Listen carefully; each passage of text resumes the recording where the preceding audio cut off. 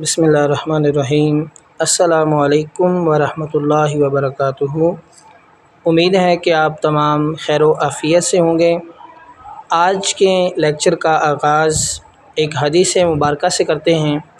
ताजदार कायनात, फ़ख्र मौजूदात, आमना के लाल, अब्दुल्ला के चाँद, जनाब हज़रत मोहम्मद मुस्तफ़ा सल्लल्लाहु अलैहि वालिहि वसल्लम ने इरशाद फरमाया, लैसा मिन्ना मन लम यरहम सगीरना वलम युअक्किर कबीरना। जिसका मतलब ये है कि वो शख्स हम में से नहीं है जो हमारे बड़ों का अदब नहीं करता और छोटों पर शफ़क़त नहीं करता। इस हदीस से हमें ये सबक मिलता है कि हमें हमेशा अपने से बड़े का अदब करना चाहिए और अपने से छोटे के साथ शफ़क़त से पेश आना चाहिए। तो आइए आज हम एक नई तख्ती शुरू करने जा रहे हैं। अल्हम्दुलिल्लाह हमारे मुफ़रदात और तख्ती नंबर 1 मुकम्मल हो चुकी हैं। आज हम तख्ती नंबर 2 शुरू करेंगे। तो तख्ती नंबर 2 हमारी है जीम के जोड़ हैं। जीम को हमने मुफ़रदात के साथ जोड़ते जाना है। जीम और अलिफ़ का जोड़ है, जीम बे का जोड़ है, जीम जीम, जीम दाल, जीम रे, जीम सीन और जीम स्वाद का जोड़ आज हम सीखेंगे। तो सबसे पहले तो आपको पता होना चाहिए कि जीम का जो ऊपर वाला ये वाला जो हिस्सा है, जो जीम और अलिफ़ का जोड़ है, वो आप नोक के साथ बनाएंगे।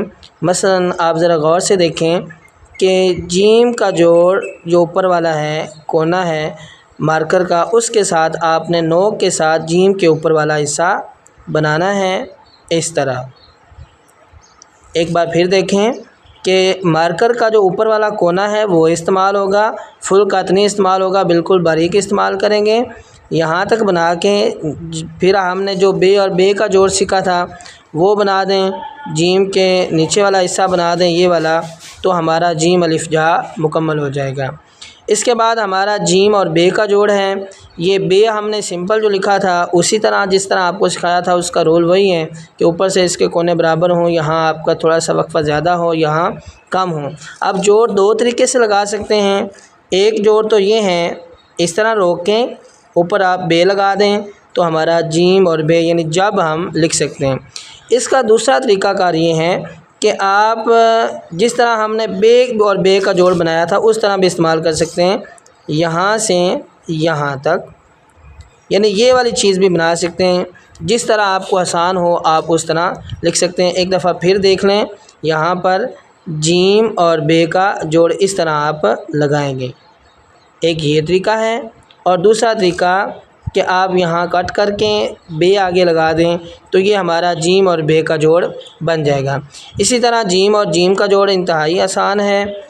इसको आपने जीम जीम बनाना है यहाँ तक, और इसके नीचे जो हमने मुफ़रदात में जीम सीखा हुआ था उसी तरह आपने नीचे जीम लिख देना है, तो ये हमारा जीम और जीम का दाल जोड़ बन जाएगा। जीम और जीम दाल का जोड़ आप इस तरह लगाएंगे, यहाँ वक्फ़ा होना ज़रूरी है। इस तरह जीम रे ये चीज़ बनाएंगे आप। जीम सीन में आप सीन के दंदाने जो मैंने आपको पिछली तख्ती में बताया था कि वो गलती आपने नहीं करनी कि कुछ बच्चे सीन के दंदाने यूँ बना देते हैं।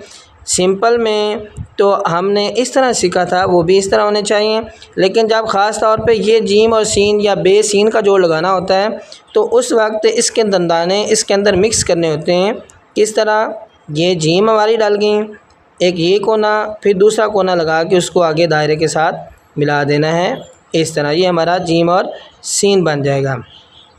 इसके बाद जीम और स्वाद इंतहाई आसान है। जीम आगे स्वाद जो हमने मुफ़रदात में सीखा था वो लगा देंगे तो हमारा जीम और स्वाद का जोड़ बन जाएगा। इसके बाद आपने एक जुमला लिखना है, मुसलसल मेहनत कामयाबी की ज़मानत है। इसी तरह कोशिश करने की जिस तरह मैंने इसके ये दंदाने बनाए हैं और आपने भी इसी तरह खूबसूरत अंदाज़ में मुझे लिख के सेंड करना है।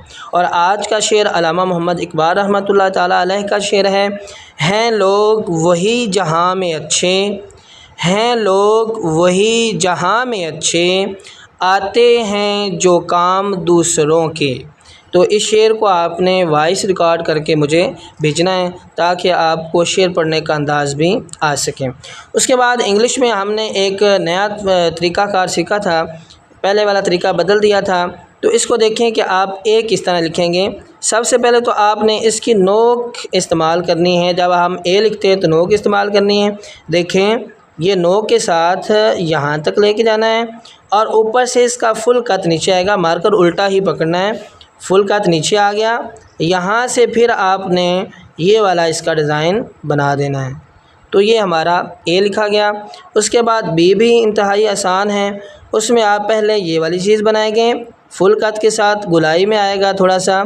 उसके बाद कोना का इस्तेमाल करना है। कोना इस्तेमाल करते हुए यहाँ पे फुल बी की शेप में आम बनाएंगे और यहाँ पे भी आप कोना इस्तेमाल करेंगे एंड पर।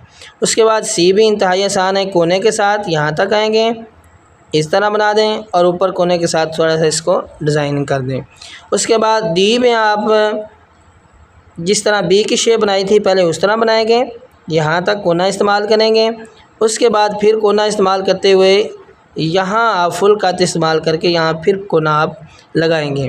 उसके बाद ई जो है वो इंतहाई आसान है। कोने के साथ ये काम करेंगे आप।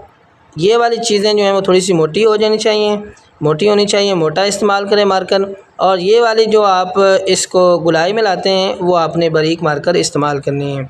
उसके बाद एफ़ जो है वो आप इस तरह लिखेंगे, कोने के साथ आप ये चीज़ बनाएंगे। आगे जो आपने डी में और बी में ये वाला जो डिज़ाइन बनाया था उसी तरह आप बनाएंगे।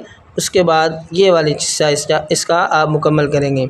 एच जो है ये बड़ा, इसको ज़रा गौर से देख लें। आपने एच इस तरह लिखना है। ये चीज़ यहाँ